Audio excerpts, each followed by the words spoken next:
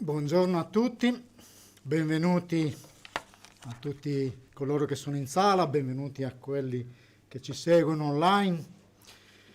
Che la benedizione del Signore questa mattina riempia i nostri cuori e possa la nostra lode essergli gradita. E volevo darvi il benvenuto con un versetto dal Salmo 104, il versetto 1, che dice così: Anima mia, benedici il Signore. Signore mio Dio, tu sei veramente grande, sei vestito di splendore e di maestà. Vogliamo iniziare questa mattina la nostra lode elevando le nostre voci per esaltare il nome del nostro Dio, per esaltare la sua grandezza, la sua maestà, e lo facciamo proprio attraverso il canto. Attraverso il canto vogliamo proprio lodare, adorare il nostro Dio.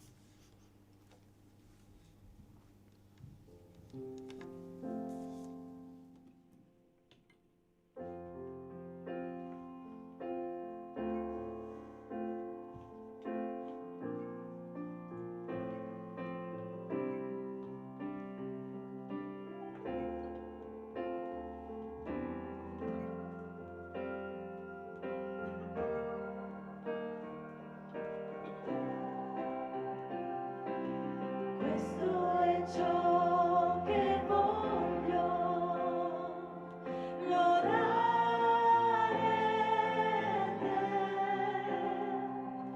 con tutto il mio cuore ti adorerò.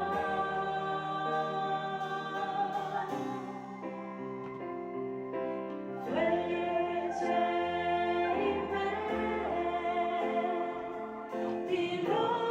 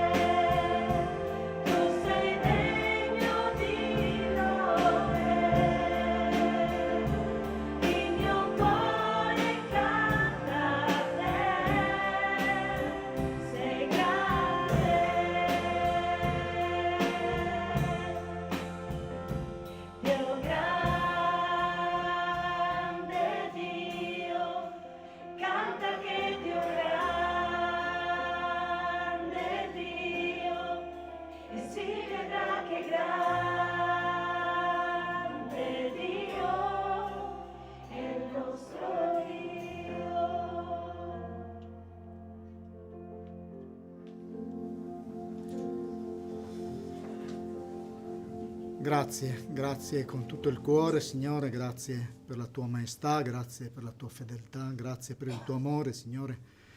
Questa mattina ci inchiniamo davanti alla tua grandezza, ci inchiniamo davanti alla tua maestà e ti adoriamo, Signore, perché ne sei degno. Grazie perché ci hai dato la vita, ci hai creati, ma grazie soprattutto perché ci hai rigenerati in Cristo. Siamo nuove creature, siamo figli tuoi, apparteniamo a te, Signore. E vogliamo questa mattina insieme lodarti, benedirti e glorificare il tuo nome. Amen. Salmo 105, i primi 4 versetti. Celebrate il Signore, invocate il suo nome, fate conoscere i suoi prodigi tra i popoli, cantate, salmeggiate a Lui, meditate su tutte le sue meraviglie. Esultate per il suo santo nome. Gioisca il cuore di quanti cercano il Signore. Cercate il Signore e la sua forza. Cercate sempre il suo volto. Siamo esortati dal Signore questa mattina a celebrarlo. Celebrate il Signore, dice il primo versetto di questo salmo. Invocate il suo nome, sempre al versetto 1. Fate conoscere i suoi prodigi, cantate e salmeggiate, meditate su tutte le sue meraviglie, esultate per il suo santo nome e cercate il Signore. Come figli suoi possiamo fare a meno, non possiamo fare a meno, di esaltare il nostro Dio per ciò che Egli è, cercando sempre, come dice questo salmo, il suo volto. Cercare il suo volto significa comprendere la sua volontà attraverso la meditazione, attraverso la conoscenza della sua parola e poi applicarla nella nostra vita. Il nostro Padre Celeste si compiace per coloro che camminano in modo degno di Lui, onorandolo in ogni cosa che fanno.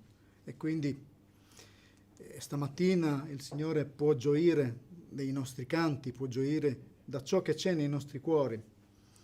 E sicuramente Lui si aspetta da noi un'adorazione che sia forte, che provenga da un cuore che è stato trasformato, rinnovato dalla sua grazia. E Lui è in mezzo a noi, Lui ci ascolta, Lui ha detto: io sono con voi tutti i giorni della vita fino che tornerò. Perciò possiamo essere certi che Lui in questo momento è qui presente in mezzo a noi attraverso lo Spirito Santo che ci ha donato. E vogliamo insieme proprio elevare, invocare il suo nome come ci esortava questo brano, e lo facciamo attraverso brevi preghiere insieme.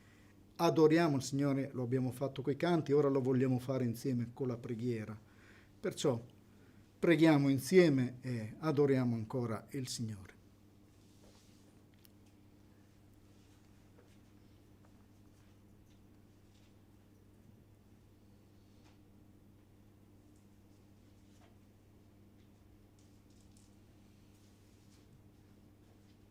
Signore, grazie che siamo alla tua presenza, grazie perché possiamo esprimere dal profondo del nostro cuore che tu sei il nostro Dio, che tu sei colui che ci ha onorati e ci ha dato importanza e ci hai dato la gioia di fare parte della tua famiglia. Signore, ci hai salvati, ci hai redenti, ci hai perdonati i peccati, tu sei glorioso. E Signore, noi stamattina vogliamo adorarti con tutto il nostro cuore, perché solo tu sei il nostro Dio e solo tu sei degno di lode e di adorazione. Amen. Amen.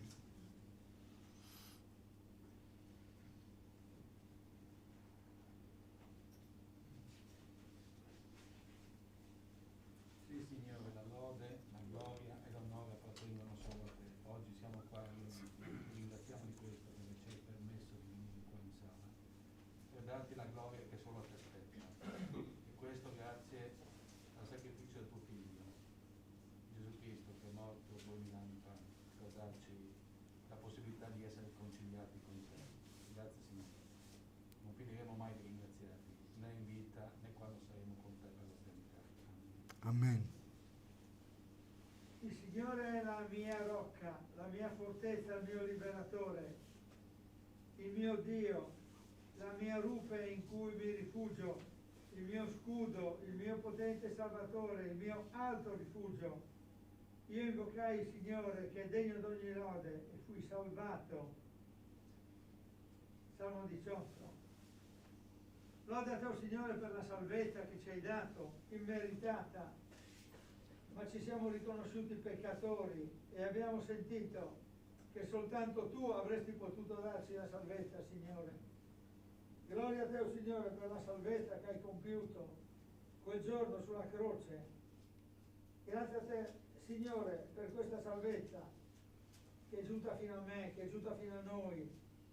Signore, tu sia benedetto per la salvezza, perché senza di essa sarei stato perduto. Gloria a te, Signore, nel nome di Gesù Cristo, Salvatore. Amen. Amen.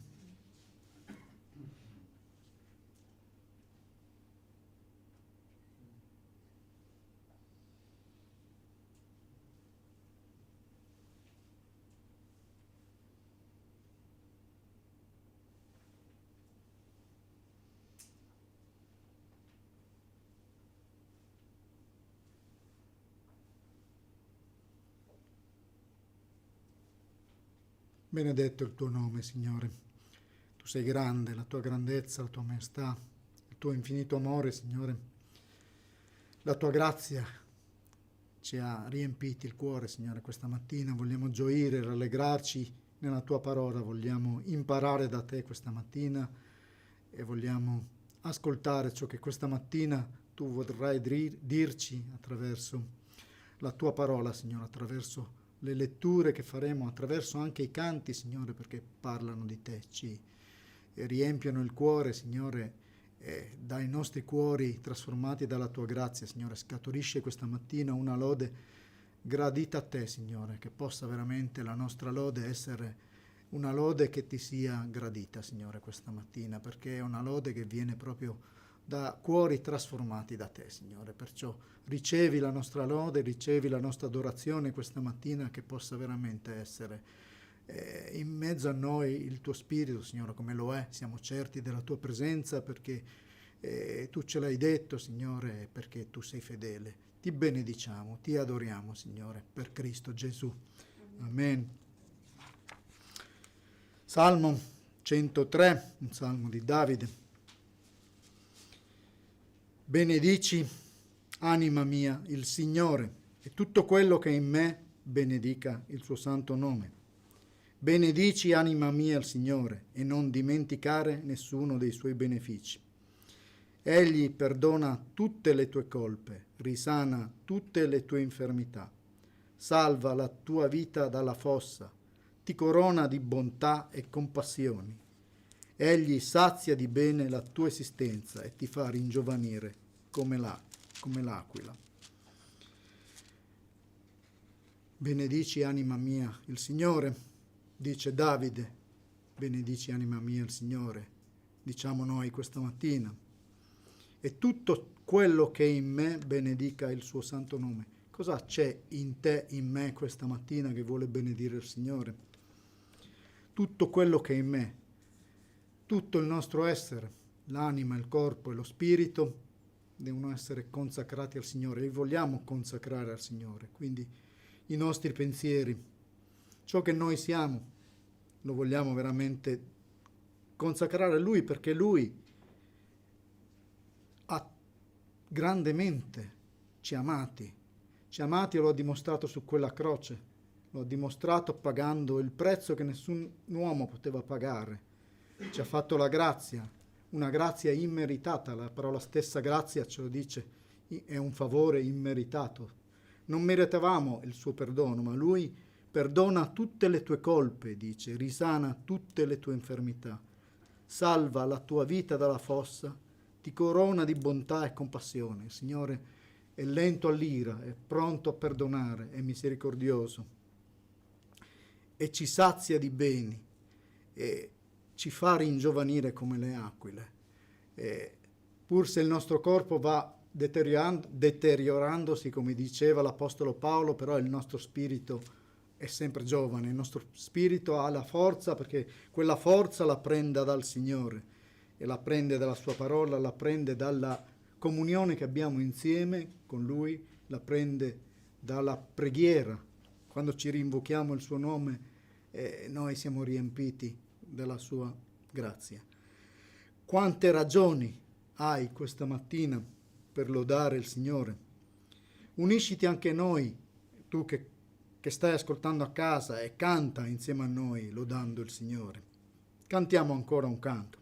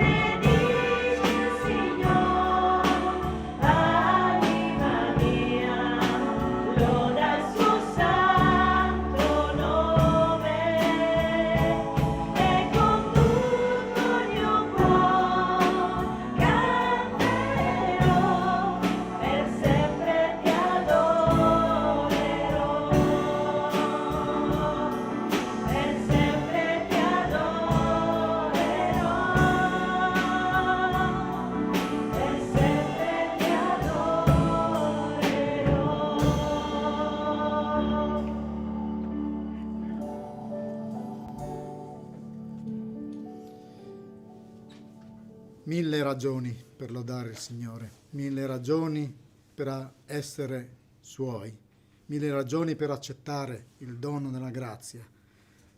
E ora do la parola al fratello Gaetano, continuando questa nostra lode, ascoltiamo quello che il Signore ha messo in cuore a questo fratello e soprattutto quello che il Signore vuole dirci ancora questa mattina. Prego. Di Dio, non so se mi spiego, cioè, io non faccio le predicazioni se oggi torna il Signore, tu dove vai? Cioè, se oggi torna il Signore, gloria a Dio, cioè andiamo a casa nostra, o no? Mi pare così, possiamo cominciare bene? È un inizio anno. E l'inizio di ogni cosa dipende da quello che noi abbiamo come visione nella nostra vita e della nostra vita. E la prima domanda è: qual è la visione che tu hai di te stesso? Volevo mettere un'immagine che fa vedere le fasi della metamorfosi. Possiamo avere l'immagine dell'inizio, che è un vermiciattolo per terra, da qualche parte appiccicato ogni tanto, che mangia e striuscia per terra, o l'immagine di una farfalla decorata, bella, che, guardatevi le farfalle, tutte quelle che si vedono farfalle vengono da un verme, da un bruco. Solo che ci sono due prospettive nella vita. Ci sono quelli che vedono sempre il verme, anche se sono farfalla, e ci sono quelli che dicono che bella la vita, sono una farfalla. E questa deve essere, qual è la versione che abbiamo noi? Vi dico un'altra cosa, ero collegato in una videoconferenza tra persone importanti, devo dire, almeno per l'Italia sono persone importanti. A un certo punto si è dato spazio alla preghiera, mi è venuto un colpo di depressione, volevo staccare e andarmene via. Perché peggio di così non si poteva essere, come esseri umani. Cioè, da incubo, da paura. C'è ancora a fustigarsi, a autoflagellarsi, a negare la grazia di Dio che ci nobilita, che ci fa essere chi siamo? Cioè, ma chi è venuto a salvare il Signore? Ma cosa è venuto a salvare il Signore? Perché cosa ha dato la vita il Signore? Per chi ha dato la vita il Signore? Per persone che, arrivate a un livello alto, quello che sono, non riescono nemmeno a dire: Signore, grazie perché mi hai fatto un essere glorioso? C'è qualche problema. È come se una farfalla non può dire: che bello che sono una farfalla. Vengo da dove vengo, ma è bello che sono chi sono. San Paolo, giusto per dare come si dice, una regolata, dice: io sono chi sono per la grazia di Dio. Amen. Chi siamo per la grazia di Dio, ma almeno proclamiamo la grazia di Dio. Tutto quello che ci ha portato e ci ha dato come grazia di Dio. Non ci potevamo salvare, che sia chiaro nella nostra testa. E penso che l'abbiamo chiaro nella nostra testa, perché non saremmo qui, o no? Siamo logici. Però penso che qualche cosa il Signore l'ha fatto. Un cammino ce l'ha fatto fare. Non ci ha promesso la perfezione, anche se il testo è tradotto: siate perfetti come perfetti è il Padre vostro che è nei cieli. Ma quella parola applicata a Dio è una storia, applicata a noi significa: siate maturi, non essere infantili, non fare gli scemi, usare il cervello che il Signore ce l'ha dato con abbondanza, usare i neuroni perché funzionano e che possono ancora funzionare sempre meglio, perché abbiamo la capacità data dal Signore, non decisa da noi, di poter cambiare testa. E ci arriveremo al fatto di cambiare testa. Ma con voi, come avete visto nello spot, volevo leggere, che annunciava il culto, vorrei leggere il Salmo 8, perché il Salmo 8 è una contemplazione. C'è una domanda. C'è una domanda che si fa a Davide, perché il salmo è attribuito a lui, almeno così dice il testo, e quindi noi non leggiamo. E Davide viene da dove viene, ha una vita che non è così semplice. Per dirne una, quando Samuele va a cercare chi sostituirà Saul, perché Saul è uno che non funziona, lo diciamo così, in modo elegante.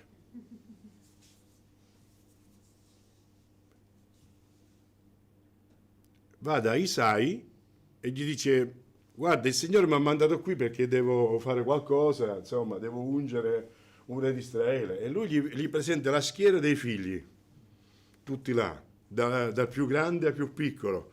Guarda che sono belli.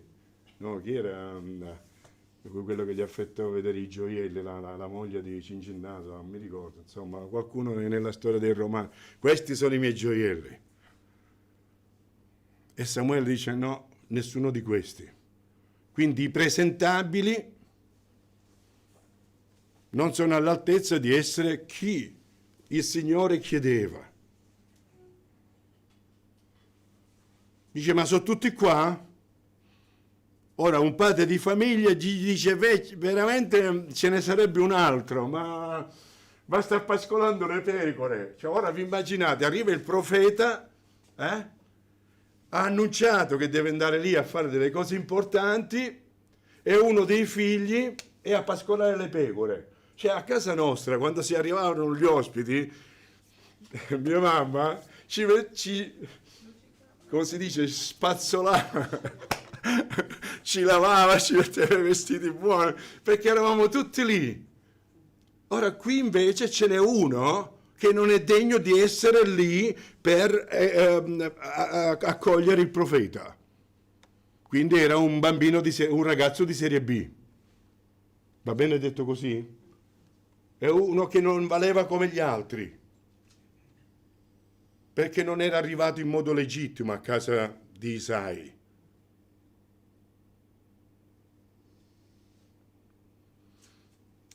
E siccome il Signore vede bene, siccome il Signore non ha i problemi di giudizio nostro, i nostri codici per valutare le persone, allora dice: non c'è più nessuno?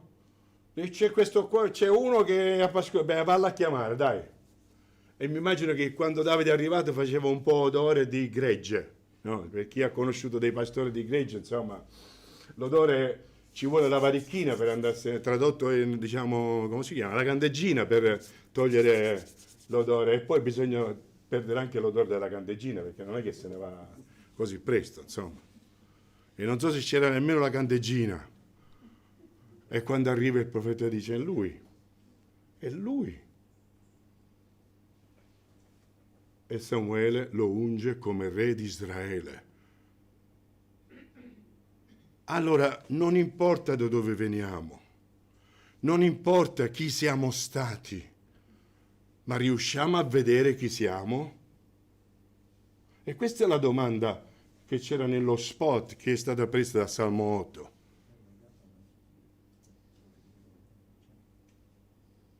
Riusciamo a vedere chi siamo? Riusciamo a dirlo? Esercizio per tutta la settimana. Pigliate un foglio di carta bianco e scrivete chi sono. E se vi fermate dopo 3 parole, non vi preoccupate, perché più o meno tutti all'inizio facciamo così. Ma pensateci, io vi darò un po' di dritte, perché è un tema che potremmo stare qui 10 settimane per parlarne, ma fra un quarto d'ora io dovrei finire, quindi di regola non posso dire più tutto. Quindi andremo ad alta velocità su questo salmo, andremo ad alta velocità su alcuni spunti che il Signore ha messo nel mio cuore, affinché questo vostro anno inizi e inizi bene, inizi con voi, con la visione che avete voi di voi stessi, per grazia del Signore. Io sono chi sono, per la grazia di Dio.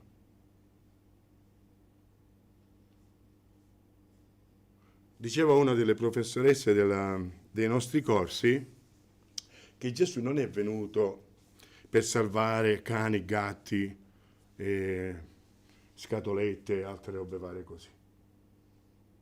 Con tutto il rispetto per i cani e i gatti, a casa mia ci sono 2 gatte, quindi e sono ben volute. Il Signore è venuto a salvare noi. E insisterò, mi avete già sentito dire questo concetto, insisterò, perché la visione di noi è la visione anche di Cristo che portiamo agli altri. Se le persone di fuori avessero sentito quel momento di preghiera, avrebbero detto, no, assolutamente.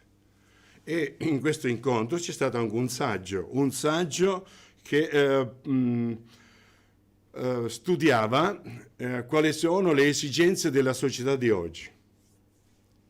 Mentre nel passato l'identità era definita dal ruolo che facevi, quindi falegname, ragioniere, medico, quello che volete, oggi nella società i giovani nostri vivono una necessità di identità, necessità di sapere chi sono. E se noi siamo soltanto un mucchio di vermi, lasciatemi dire, potete dire tutte le più belle parole che volete. Potete pitturare i vostri discorsi di belle parole e farcirle con tutti i versetti che volete. Ma se voi avete un'immagine completamente fuori da quello che è la visione di Dio, il vostro parlare, il vostro discorso vale 0.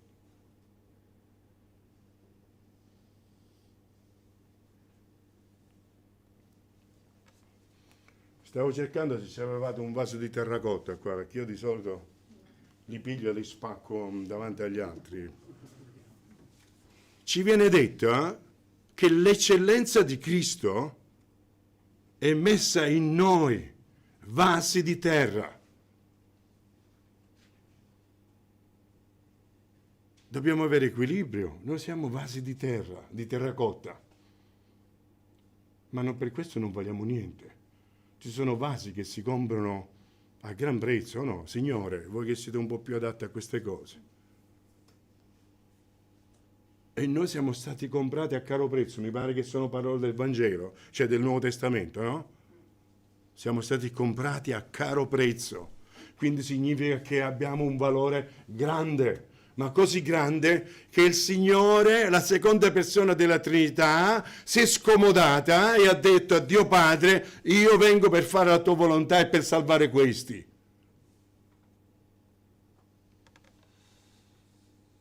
E quando si vanno a cercare dei vasi in ambito archeologico, io ho visto trovare dei pezzettini così piccoli e andare ai microscopi a cercare il carbonio 14, stabilire la data, quando era prezioso quel pezzettino e noi non riusciamo a vederci dei vasi di valore? Forse abbiamo un po' di problema nell'incontrare la nostra umanità. Ebbene, la nostra umanità è una umanità che porta l'impronta della caduta.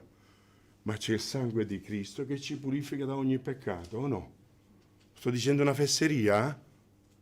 Ma ci credete a questo? Bene, potete dire qualche alleluia se volete. Cioè. Se vi scappa potete dirlo. Portiamo qualcosa di indelebile nella nostra vita perché non è con noi, è con la nostra natura, ci ricorda che siamo umani, ci ricorda che siamo bisognosi di Dio, sempre e comunque, 24 ore al giorno, ma abbiamo anche la traccia e il segno del sangue di Cristo che ci ha purificato e ci ha portato una prospettiva eterna. O no? Ma ci credete? E potete fare un sorriso? Non a me, cioè proprio, lo so che è nascosto dalle mascherine, ma possiamo gioire nel Signore.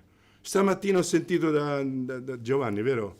Da lui, il Signore gioisce per noi. È scritto nell'unico libro, uno dei più piccoli della Bibbia, nel libro di Sofonia, che il Signore ha gioia per noi.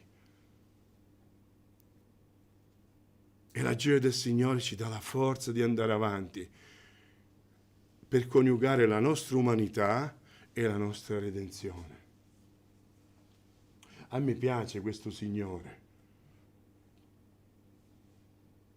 perché a furia di malmenarsi sulla nostra umanità, cioè negare l'umanità, perché cosa è venuto a salvarci il Signore?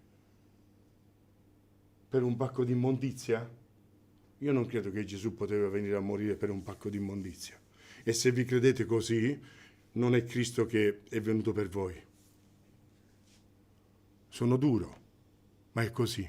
Se vi credete un pacco di immondizia, degli eterni indegni, Cristo non è venuto a morire per voi. Siate immondizia, siate quello che volete.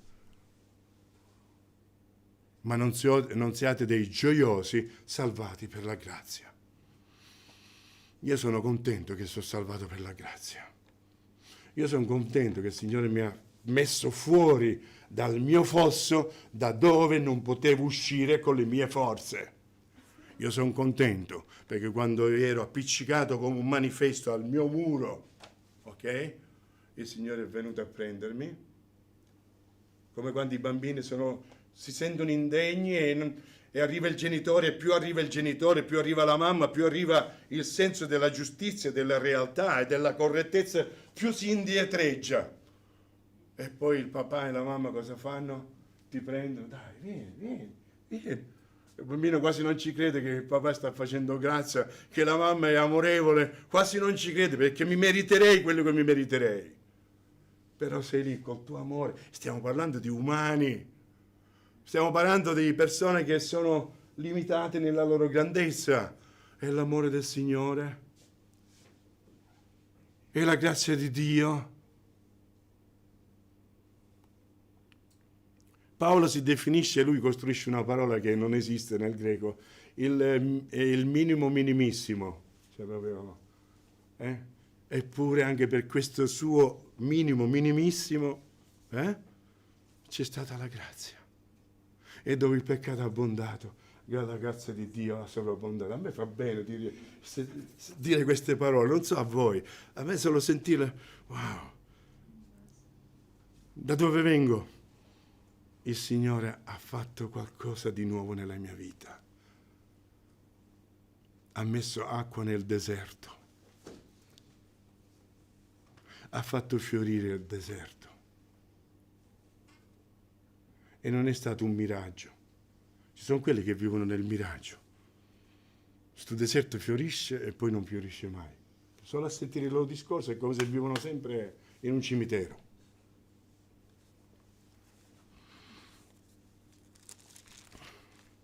Un'introduzione, lo so, abbastanza corposa.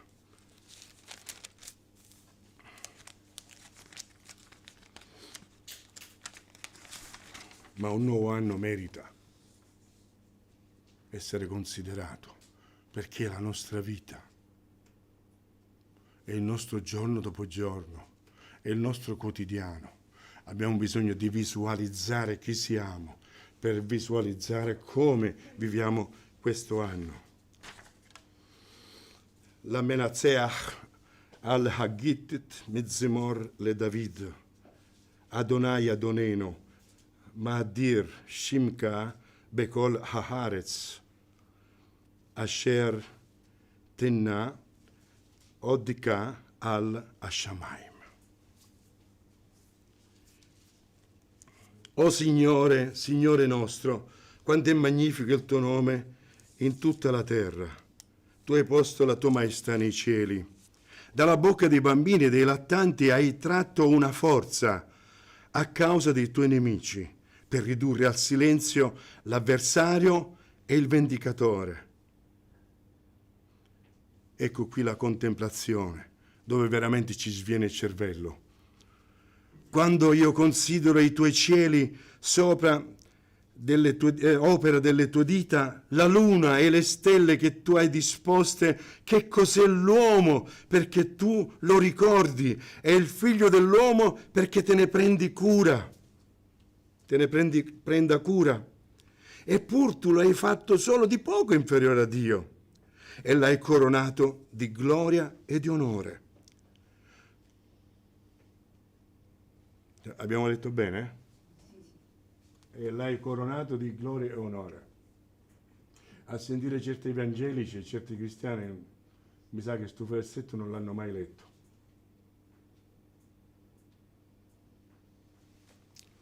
Andiamo avanti, va.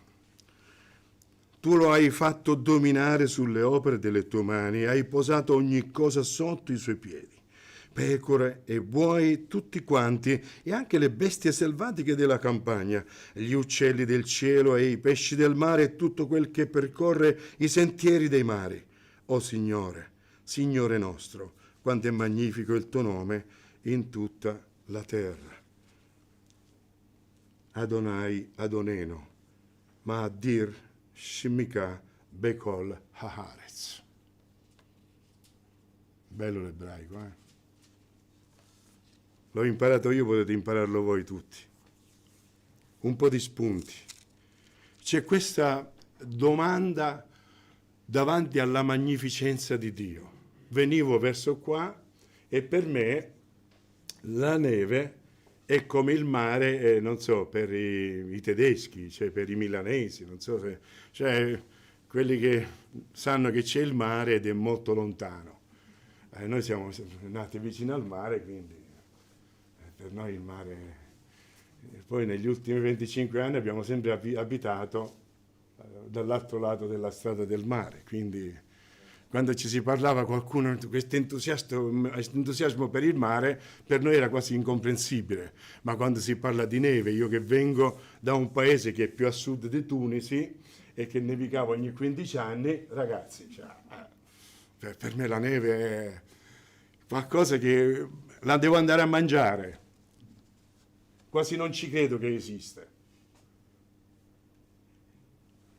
Sul serio, l'altro giorno ero a Gemona lì e poi sono andato a incontrare mia figlia che era con gli amici e c'era un po' di neve, non ce n'era tanta, adesso c'era molto di più. Bene, ho trovato un po' di neve, l'ho dovuta mangiare. Che è sta cosa? Questa bellezza. Magari voi ci siete abituati e non la potete guardare così. Se potesse esprimervi come la guardo io. Ma qua c'è lo sguardo del salmista, di uno che vive dentro la natura di Dio e non la disprezza, la guarda, la vive, la respira, la contempla e si pone delle domande. Guarda la magnificenza della natura e allora comincia a vedere, ma se tu sei chi ha creato tutto questo, ma allora chi è l'uomo? E usa due parole diverse. Da noi è uomo e figlio dell'uomo. In ebraico è una parola che è una forma addolcita di ish, che come ho detto altre volte l'essere umano nella relazione. La prima volta si trova, lo ripeto un po' per chi non mi ha sentito, si trova quando Adamo vede la Isha e capisce che oltre a essere Adam, cioè figlio di Adama, della terra, è anche qualcos'altro, ed è Ish, quindi l'essere nella relazione. E poi c'è Ben Adam, il figlio dell'uomo, che ci ricorda l'umanità. Ecco, da non dimenticare, abbiamo due realtà, la nostra fragilità umana e la nostra relazionabilità. Sono i due elementi della nostra vita. E la relazione va dalle persone al trascendente. Perché quando ho parlato qui di Isaia 40, il Signore cerca un uomo, manderà un Ish, l'uomo della salvezza, sarà un Ish, l'uomo che si metterà in relazione stavo dicendo per grazia di Dio con noi, perché viene a dare la vita per noi. E siamo sempre figli in Cristo. Per questo nella Bibbia c'è sempre continuamente, insistentemente, in Cristo, perché il nostro rapporto e la nostra relazione con Dio passa attraverso l'uomo Cristo. Torniamo al nostro testo, questa meraviglia.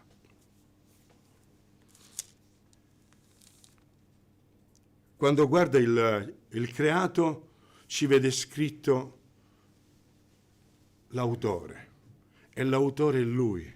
Il nome di Dio lo differisce da tutti gli altri. Noi leggiamo, o Signore, Signore nostro, ma nell'ebraico c'è o Yahweh, nostro Adonai. Un momento prima di dire fesserie. Sì. Dio della relazione, Dio che ti sei intrigato con noi, Dio che ci ha reso nobili in questa relazione e che sei il nostro Padre e che sei Padre delle nazioni, che ci dai appartenenza e ci dai relazione. Quanto è magnifico il tuo nome su tutta la terra. E lì, quando guardiamo questa magnificenza, è proprio lì, Signore, che vediamo il tuo trono. È proprio lì che sappiamo di appartenere all'Onnipotente. E dalla bocca dei bambini e dei poppanti, quindi dei lattanti, hai tratto questa forza, e a causa dei tuoi nemici tu questa forza è una forza che sconfiggerà i nemici. Il primo nemico è la morte. Il seno materno viene associato al nome di Dio El Shaddai, perché il seno materno dà la vita al bambino per non morire. El Shaddai viene tradotto come Dio onnipotente. Il cucciolo dell'uomo, o la cucciola dell'uomo, è il cucciolo più debole sulla faccia della terra. Non so se avete visto nascere degli animali, subito dopo sanno trovare la mamma, sanno andare a poppare, si muovono, non so, una gattina, o, dei cagnolini o dei vitelli, cioè questi già subito, appena escono, sono là pronti, e sanno andare a trovare pure dove mangiare. Fate nascere un bambino e lasciatelo lì. Può fare solo una cosa, morire. E a causa di questi bambini, cioè il Signore è lì pronto a difendere, a sconfiggere i nemici e la morte. E poi dice, per rendere inoffensivo l'avversario e il vendicatore. Ridurre al silenzio è come la potenza sta nella parola, e invece là c'è scritto proprio per dare riposo nei confronti, nell'ebraico, nei confronti dell'avversario e del vendicatore. Sapete quando uno è sempre lottato e alla fine hai bisogno di un po' di pace, hai bisogno di un po' di sabato, hai bisogno di un po' di riposo, e il Signore è lì che ti dà questo riposo da chi è pronto ad attaccarti continuamente. Vi ricordate il Salmo? Ho visto il malvagio che sbagliava, parlava, però quando sono andato alla casa tua, Signore, non c'era. Ecco, alla casa tua ho trovato la pace. Alla casa tua non c'era questo disgraziato qua. Non c'è questo che mi tiene continuamente sotto pressione. Sono andato alla casa tua, ho trovato questa serenità, questo riposo. E torniamo qui, quando consideri i cieli, opera delle tue mani, la luna, le stelle, che cos'è l'uomo perché tu lo ricordi, e il figlio dell'uomo perché tu ne prenda cura. E qui ci sono due parole straordinarie. La prima qui è un gioco di parole. Che cos'è l'uomo? Quindi ish, che te ne ricordi, e il verbo ricordare è uno dei nomi, dà pure il sostantivo che è uno dei nomi. L'uomo che si ricorda nella propria generazione è un zakar, e il verbo zakar significa ricordare. E qua dice che cos'è l'uomo, quindi ish, che tu te ne poni memoria, che tu sei colui che fai proseguire il tuo pensiero dentro di lui e dentro la relazione. E c'è questo doppio senso di memoria e di proseguimento nella memoria, nella progenie, nella generazione, no? il maschio che permette la progenie si ricorda, si memorizza nel figlio, nella figlia che nasce, e questo è il verbo che è usato per Dio. Che cos'è, Signore, che tu hai questa continuità, questa relazionabilità, questa relazionalità con l'uomo che è relazionale? E poi che cos'è l'uomo dal punto di vista umano, che tu ne prendi cura? Guardate, se ve li dico veloci i sensi di questa cura.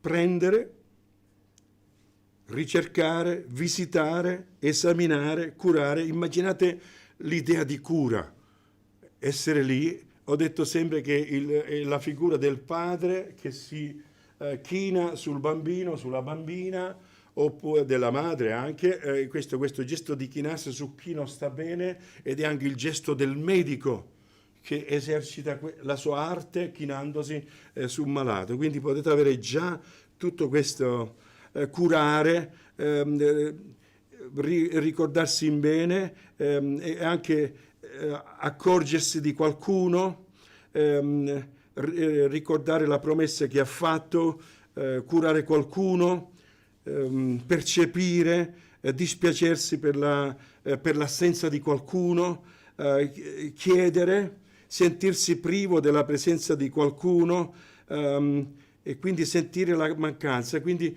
c'è questo Dio che ci esprime in questo termine, che ci cerca, che ci vuole, perché se il Signore non ci voleva non sarebbe stato mai scritto Giovanni 3,16, che Dio ha tanto amato il mondo che ha mandato il suo unigenito figliolo. Alla luce di questo termine, che ne ho detto soltanto la metà dei significati, cioè, che valore ha questo verso? E Dio ha tanto amato il mondo, è venuto a ricercarci, e sentiva la nostra mancanza, ci voleva con Lui, ci voleva curare. Come Israele, quando fa sorgere Mosè e gli dice: senti Mosè, ho udito le grida che gli egiziani strappano ai figli di Israele. Quindi persone che non vogliono lamentarsi, ma questi sono talmente cattivi che le grida di dolore e di sofferenza gliele strappano. Ebbene, il Signore dice: basta, adesso tu vai a salvare il mio popolo. E Mosè diventa uno dei simboli che rappresenta Gesù, di questo Dio che guarda l'umanità. Leggetevi Ebrei 10. Chi andrà? E il Signore, e Gesù dice: andrò io. Ed è venuto. E Dio ha tanto amato il mondo. E nel versetto 10 del capitolo 10 di Ebrei dice che siamo salvati perché Dio lo ha voluto. È grazie alla sua volontà che lo ha voluto. È un Dio che vuole qualcosa, non è uno che vuole salvare immondizia. Ci torno là sempre, Che sono rimasto troppo sconvolto da questo incontro di preghiera. Fare visite, esaminare, diagnosticare, curare attraverso un altro. Che bello questo, Ci viene subito da fare il collegamento. Un Dio che si prende cura attraverso chi? L'unico che si poteva curare di noi. Quindi, vabbè, il resto un'altra volta, dai.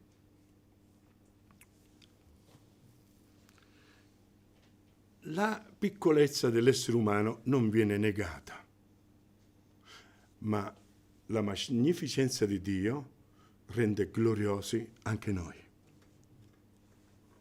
Tu l'hai coronato di gloria e di onore. Sono due parole, una che significa gli hai dato peso, perché davanti a Dio eravamo troppo leggeri. Gli hai dato peso, gli hai dato consistenza. Il Signore ti ha dato consistenza.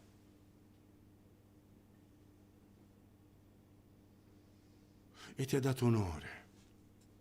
Ripeto, non importa da dove veniamo, ma importa che siamo in Cristo. E nel Nuovo Testamento, dove sorge la Chiesa e si esprime la Chiesa, non ci sono categorie. Difatti si parla di famiglia di Dio. Si parla di credenti. Non si parla di serie A e di serie B, si parla di ruoli, si parla di compiti, ma all'interno, dentro un corpo. E quando Paolo parla del corpo, cosa dice? Può dire la mano, sono più importante di te, può dire il piede, sono così, sono colà, e senza di me non potete fare niente, e io sono l'unico di cui avete bisogno? Bene, se c'è qualcuno che ragiona così, il suo posto è da un'altra parte, non nella Chiesa. Almeno il Signore non la pensa così. Ma dove armoniosamente, ognuno collocato al posto giusto, ha la sua collocazione, il suo onore e il suo peso. Dare il peso significa anche, oltre a consistenza, aiutarci a strutturare, darci esistenza, darci identità, darci immagine.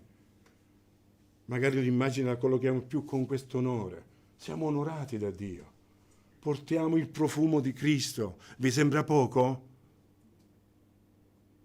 È come quando ci improfumiamo noi. Noi siamo produttori di puzza, lo sapevate? Sempre e comunque, perciò usiamo l'acqua. E ne usiamo tanto, però non vi è mai capitato che passa, soprattutto le signore, passa una signora e potete seguirlo come...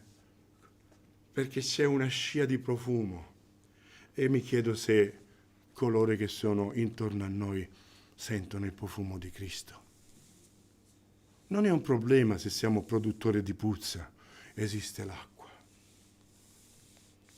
E per noi esiste il sangue di Gesù che ci purifica da ogni peccato. Non è una comodità, è una necessità. Siamo ancora umani. Per questo in questo salmo si parla della fragilità umana e della relazionabilità dell'essere umano. Da non dimenticare le due cose. Siamo peccatori salvati per grazia, ma il Signore ci dà consistenza, peso e valore. E ognuno ha un posto nella casa di Dio. Certo, non potevo concludere in un altro modo.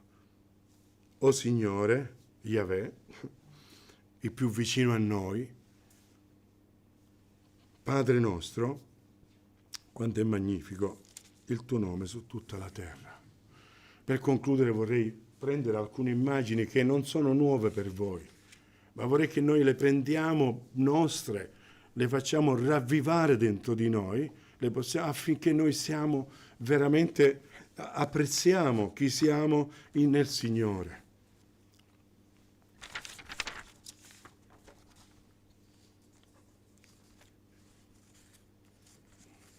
Noi siamo coloro che sono stati trasformati. Ho accennato a questa parola di trasformazione. Nel Nuovo Testamento esiste 3 volte il verbo metamorfomai, che viene dal verbo metamorfo, che è più facile da dire. C'è un po' di problemi. E che cosa... queste 3 volte sono 2 volte, uno in Matteo e Marco riferito a Gesù, perché è la trasfigurazione, cioè vedono un nuovo modo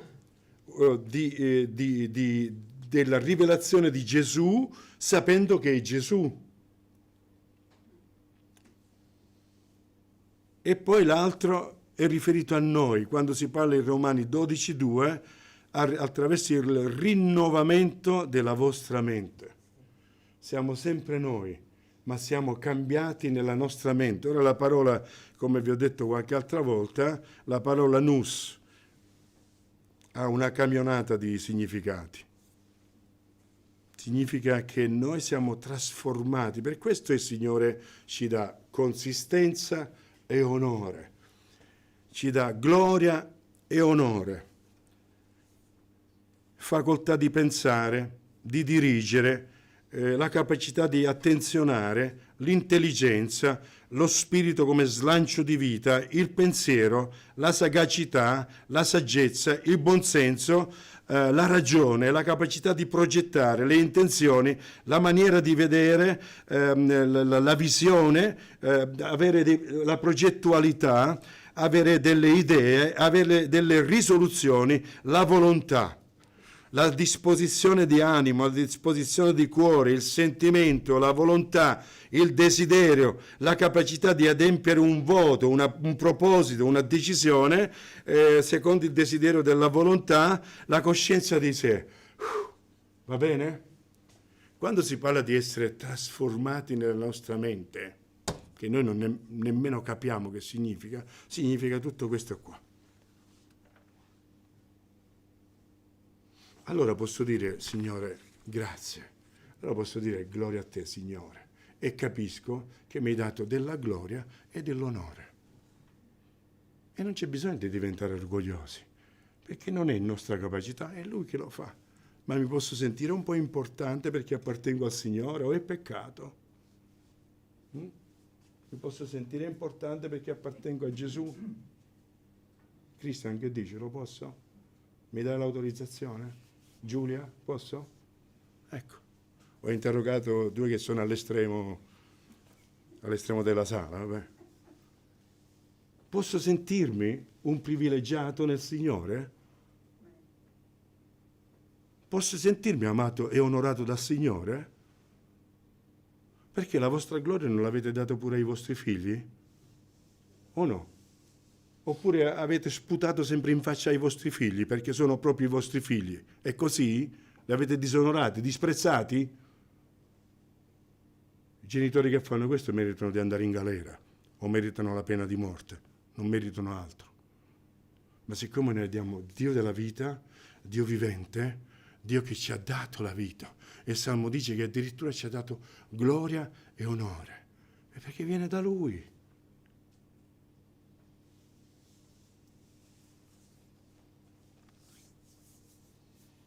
A me piace pensarmi così e vi garantisco che non mi sento orgoglioso, perché ho percezione della mia umanità, dei miei limiti, delle mie difficoltà, dove annaspo, dove non riesco ad andare come vorrei e dove vorrei, ma sono grato al Signore per chi mi ha fatto essere, sia come appartenenza all'umanità, Ben Adam, e sia come persona capace di relazione, dove Lui mi ha dato la relazione per eccellenza.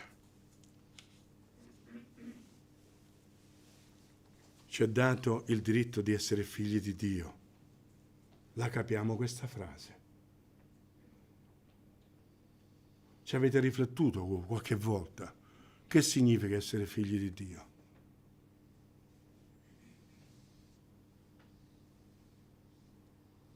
Isaia 43, vado a memoria perché altrimenti è lungo per prendere i testi. Siamo preziosi agli occhi Suoi. Ci avete mai riflettuto su questa frase?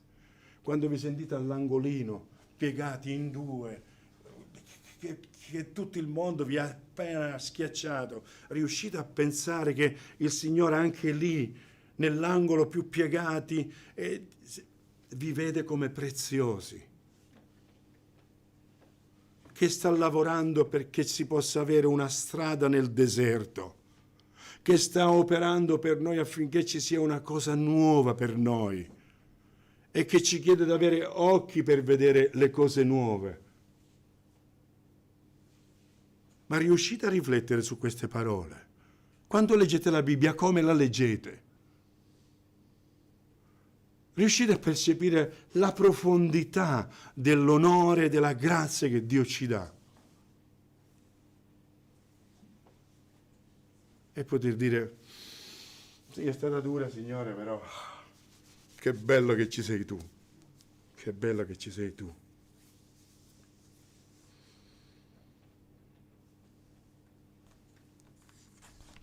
Termino con due parole di Pietro, che non sono nuove, ma almeno sono nella linea di quello che abbiamo detto. Primo Pietro capitolo 2.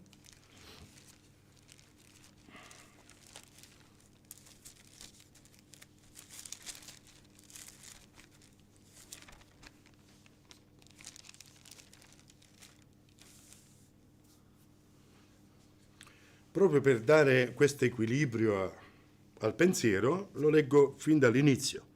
Cosa chiede Pietro scrivendo a questi credenti, sbarazzandovi di ogni cattiveria, di ogni frode, dell'ipocrisia, delle invidie, di ogni maldicenza, come bambini appena nati, desiderate il pure latte spirituale, perché con esso cresciate per la salvezza, se davvero avete gustato che il Signore è buono, perché se non l'avete gustato, col Signore non ci avete niente da fare. Ma se l'avete gustato, avete questa voglia e questo incoraggiamento e questo sprone e questa pista di lavoro di migliorare, di cercare di essere meglio. E con questo pensiero cosa ci dice?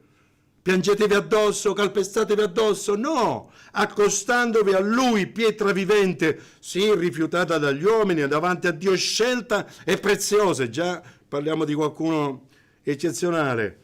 Scelta e preziosa come pietra. Anche voi, come pietre viventi, siete edificati per formare una casa spirituale, un sacerdozio santo per offrire sacrifici spirituali graditi a Dio per mezzo di Gesù Cristo. Ed è sempre là.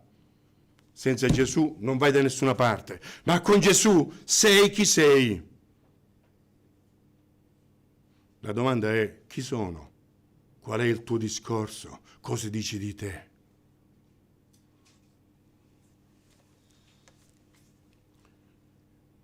Quindi, avendo questa volontà di migliorare giorno dopo giorno, ci possiamo accostare a Lui, che ci dà lo stesso carattere. Lui è una pietra vivente, preziosa, anche noi, mette anche noi preziosi, e siamo quelle pietre edificate una accanto agli altri. Se non ci fossero le limitazioni di distanza, vi direi di venire tutto qui attorno a noi a edificarci uno a fianco all'altro. Gaetano, Riccardo, la signora Rosa, ok? Vabbè, ho problemi con la testa, vabbè. Quindi tutti qua, Vito, ecco, non l'ho ricordato. Vabbè, Leonardo, ecco, dimmi bravo. Ma tutti quanti uno a fianco all'altro. Sarebbe bello avere questa immagine, immaginiamocela. Il Signore al centro e noi uno a fianco all'altro.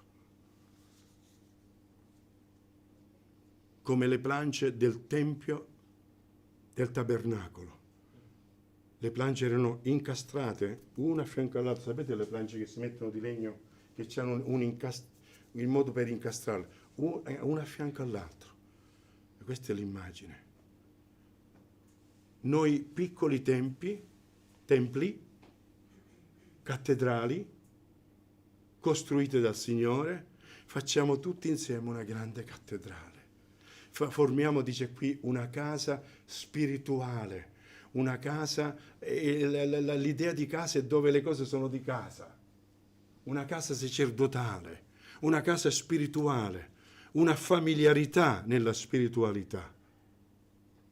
Non è il tempio lontano, ma siamo i templi che ci muoviamo verso questa casa dove è normale adorare e dare sacrifici di lode al Signore. Cioè, ha completamente capovolto le cose. Si andava al Tempio perché il Tempio era talmente santo che, attenzione, non è che ci si poteva entrare sempre. Adesso sono i piccoli templi che si mettono insieme per fare un grande tempio dove questo è casa, dove è normale, come è di casa, vivere la propria spiritualità, essere un sacerdozio al Signore, tutti, donne e uomini.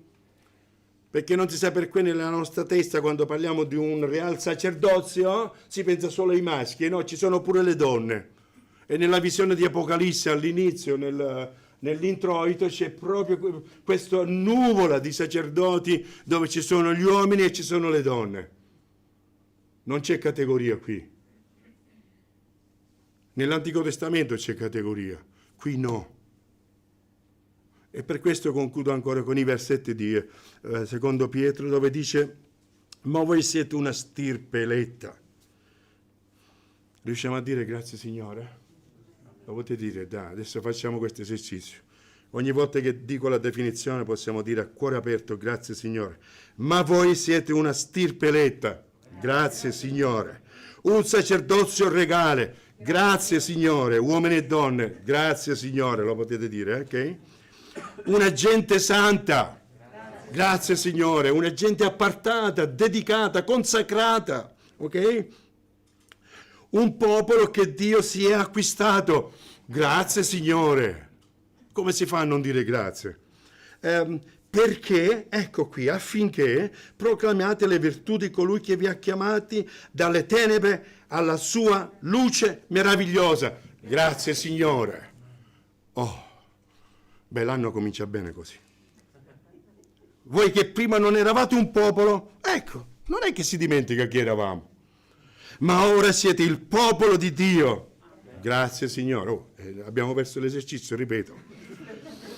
Voi che prima non eravate un popolo, ma ora siete il popolo di Dio. Grazie Signore. Il Signore è qua presente, quindi glielo vogliamo fare sentire che siamo grati a Lui, o no?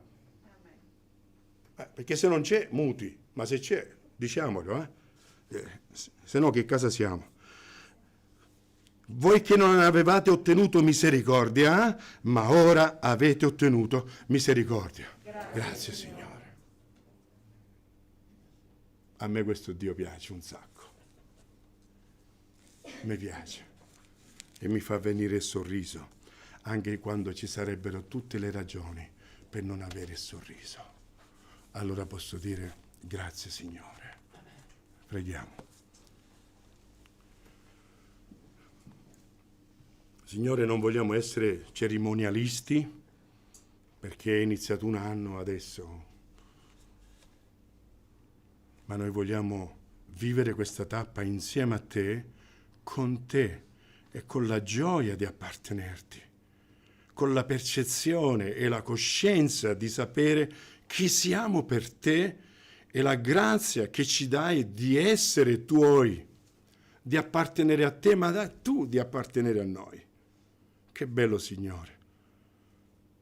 Padre Santo, quello che ti prego per me stesso e per ognuno di questi cari è che tu ci possa dare ogni giorno la capacità di capire, di approfondire e di percepire il messaggio meraviglioso della tua scrittura, che non ci fa dimenticare da dove veniamo, ma che ci fa vedere la tua grazia meravigliosa e la tua promessa del regno tuo eterno. Signore, gloria a te con tutto il nostro cuore. Amen. Buon anno.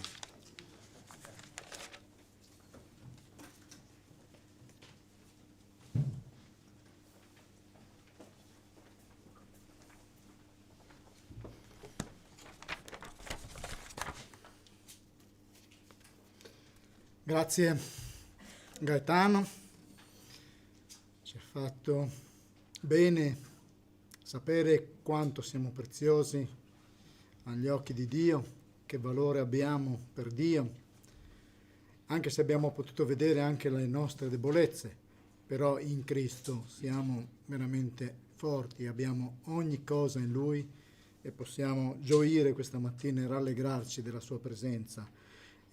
Ci salutiamo gli amici che ci ascoltano online con un canto e vi invitiamo con noi domenica prossima, siete benvenuti e che il Signore riversi anche su ognuno di voi la sua benedizione, apra i vostri cuori affinché possiate credere e accettare questa grazia, Signore, che è per tutti. Cantiamo insieme, cantate anche voi da casa insieme a noi.